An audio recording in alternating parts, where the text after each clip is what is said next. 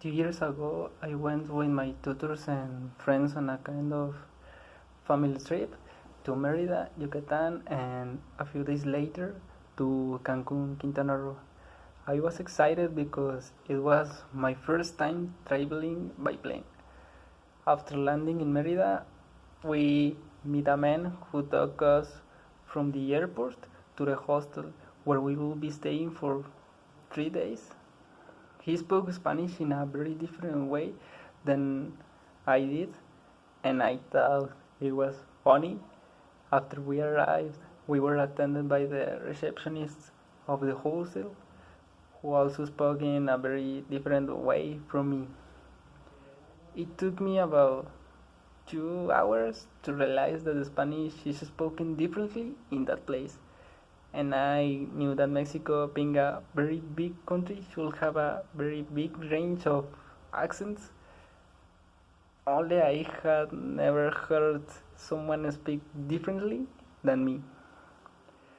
The next day, I remember that we got up late at the hostel. We had a buffet breakfast, but only until 11:30 a.m.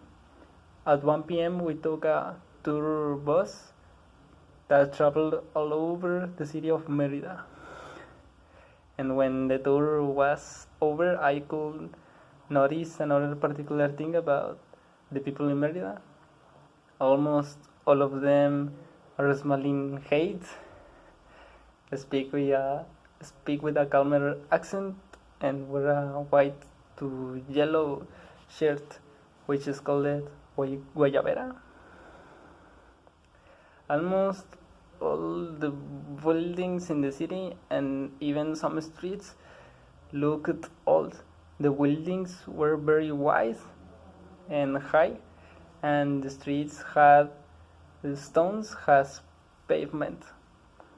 At night, the city organized a kind of festival, and I could listen to some songs played by the musicians there.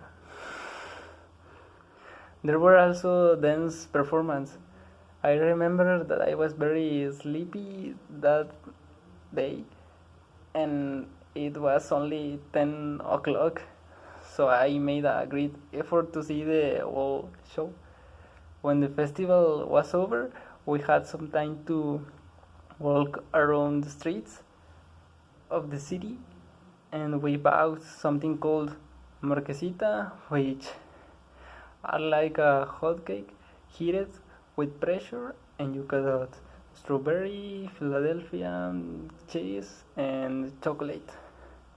I asked for chocolate, and it tasted great, by the way. They make you feel satisfied just by eating one. Before I went to sleep, I had to take a bath because the weather was very humid all day long for me. And I found it very curious to know that in the bathroom area there was a air conditioner. It was a little strange for me to take a bath knowing that there was a mini split 2 meters away from me, set at 20 degrees Celsius. That was an interesting day.